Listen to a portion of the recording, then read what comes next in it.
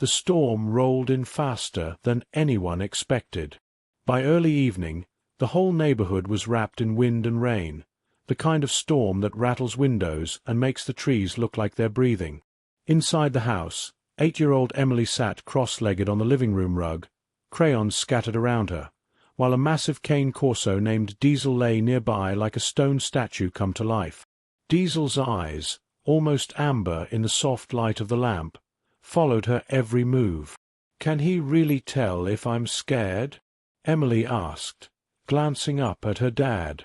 Her father smiled as he checked his phone for weather alerts. "He can read your body better than most people can. If you're nervous, he knows. If you're calm, he relaxes too. That's his job, keeping you safe." Emily reached out and buried her fingers in the thick fur at Diesel's neck. He shifted closer, the weight of his head resting protectively on her leg. Outside, thunder cracked. In a single instant, everything went black. The lamp, the TV, the humming fridge in the kitchen, gone. The house exhaled into silence. For a second, there was nothing. Then Diesel stood up so sharply that Emily's crayons rolled away. His ears pricked forward, his body tense but controlled. He was listening to something beyond the storm, something only he could hear. "Power's out again," her dad muttered, moving toward the drawer where they kept the flashlights. "Stay here with Diesel, Em. I'll grab some candles." Emily swallowed hard. The dark suddenly felt heavier. She wrapped her arms around Diesel's neck as her dad disappeared into the hallway. The big dog didn't move. He stood above her, a living wall of muscle and instinct, eyes scanning the shadows. From outside came the distant pop of transformers blowing, followed by pockets of darkness racing down the street as one house after another lost its light. The entire block went dark, leaving only the silver flash of lightning to sketch outlines of roofs and trees. Then, beneath the rumble of thunder, something else. A soft metallic sound. Not from the storm. From the side of the house. Diesel's head snapped towards the front door. He didn't bark. Not yet. His lips didn't curl, and he didn't growl. He just listened, body angled between Emily and the door, like someone had thrown an invisible line from his back paws to the child behind him. "Dad!" Emily called, her voice too small in the dark.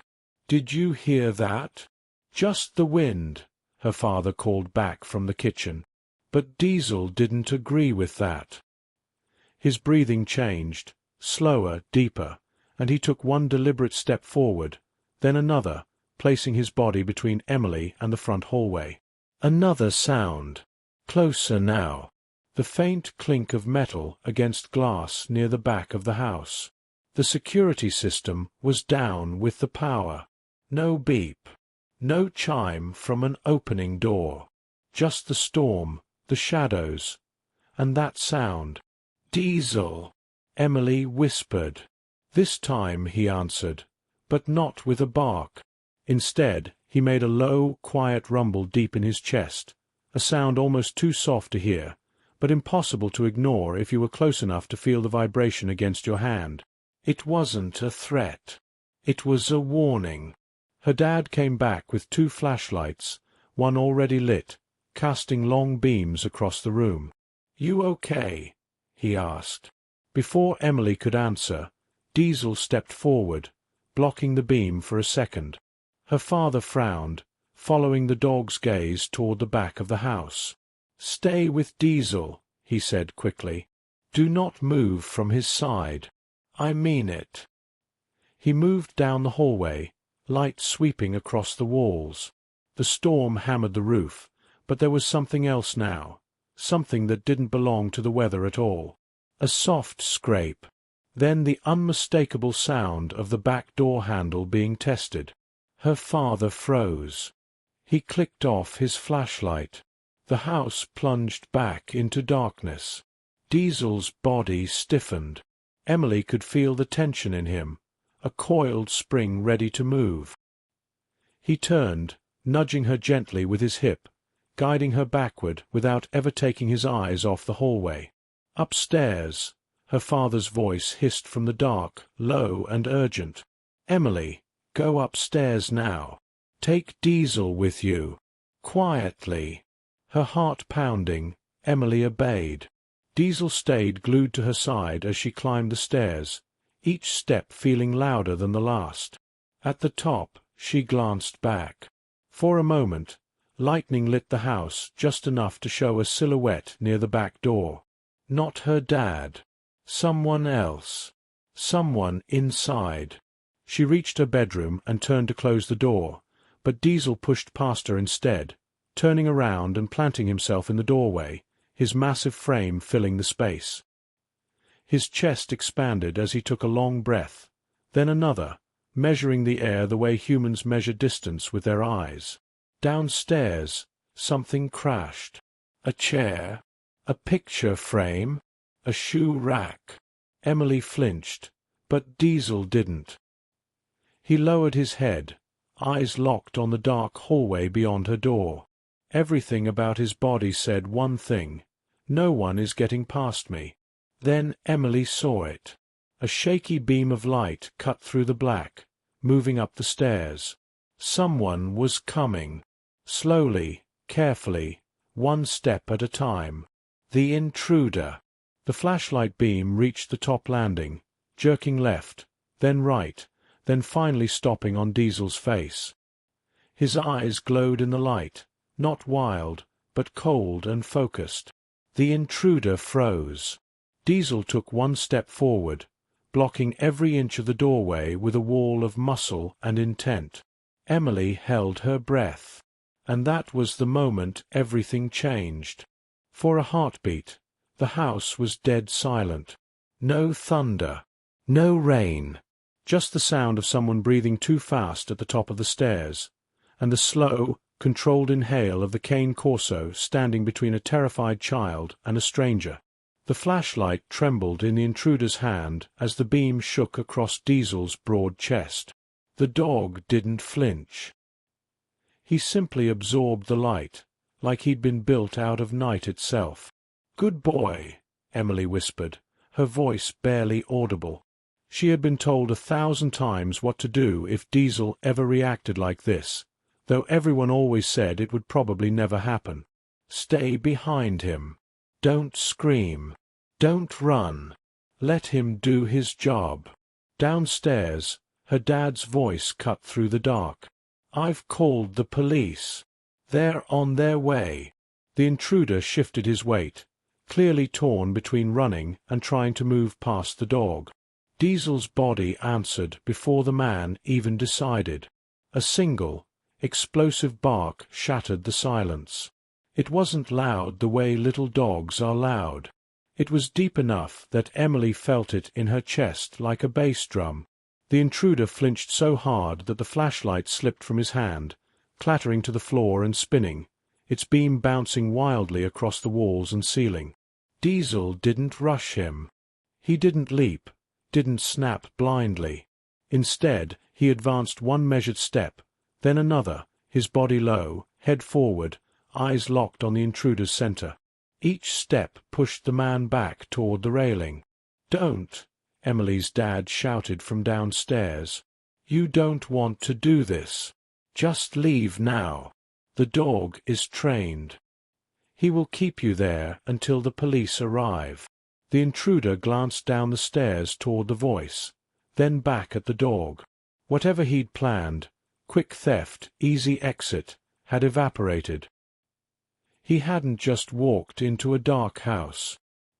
He had walked into something with teeth, intelligence, and a job.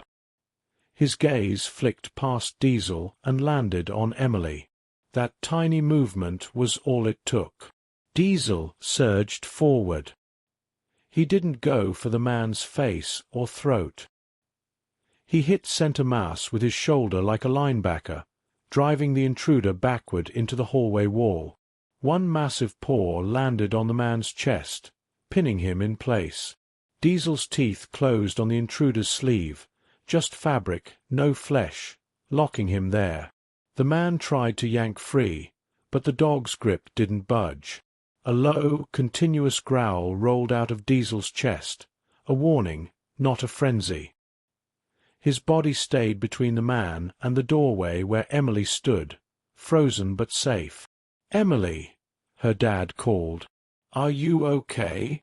"Yes," she answered, her voice shaking. "Diesel has him."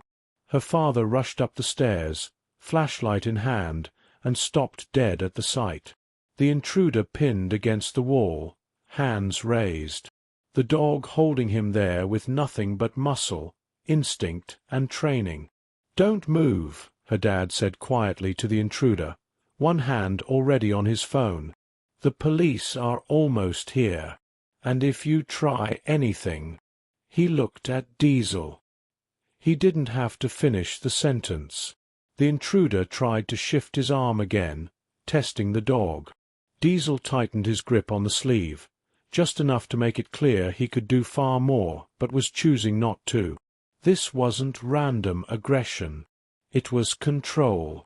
As the minutes crawled by, red and blue lights finally flashed through the rain-streaked windows downstairs. The sound of doors slamming and footsteps on the porch followed. Then the call. "Police! Is everyone inside okay?" "In here," her dad yelled. "Top of the stairs." The officers climbed up, taking in the scene in a single glance. A massive cane Corso, a trapped intruder, a shaking but unharmed child clutching a stuffed animal from behind her bed. "Okay, big guy," one officer said calmly, lowering his voice. "We've got it from here." Her dad knelt beside Diesel. "Off. Back." The dog released the sleeve instantly and stepped backward, moving to reposition himself directly between Emily and the officers plus the intruder, still guarding but no longer holding. His chest rose and fell, but he didn't lunge again. He sat, muscles tight but under command, eyes never leaving the stranger's face. Even the officers looked impressed. "You don't see that every day," one of them murmured. That level of control, during a blackout, with a kid in the room. As they cuffed the intruder and led him downstairs, Diesel finally turned his head to look at Emily. His expression had shifted, the edge of danger softened into something else. Concern, maybe. He nudged her gently with his nose, as if counting her fingers and toes without needing to touch them. She dropped to her knees and wrapped her arms around his neck, burying her face in his fur. "You saved me," she whispered. "You really saved me." Later, the story spread through the neighborhood, then the town, and eventually beyond. A security camera battery that hadn't died with the power captured part of the incident downstairs, and a neighbor had recorded the echo of Diesel's bark from their porch. The video of the gentle giant cane Corso, who held an intruder at bay during a blackout, went viral. People who had always crossed the street when Diesel walked by in the daytime started seeing him differently. They saw not just his size, but his restraint. Not just his strength, but his judgment. The most shocking part wasn't that a big dog scared off a bad guy. It was how he did it, without losing control, without harming the child, responding exactly how he had been trusted and trained to respond when it mattered most. On the next stormy night, when thunder rolled in again and the lights flickered, Emily didn't feel the same fear. She glanced at Diesel lying by her bedroom door, eyes half closed but always listening. "If the lights go out again," she whispered, "I know who's standing between me and the dark." Diesel opened one eye, just for a second. That was all the answer she needed.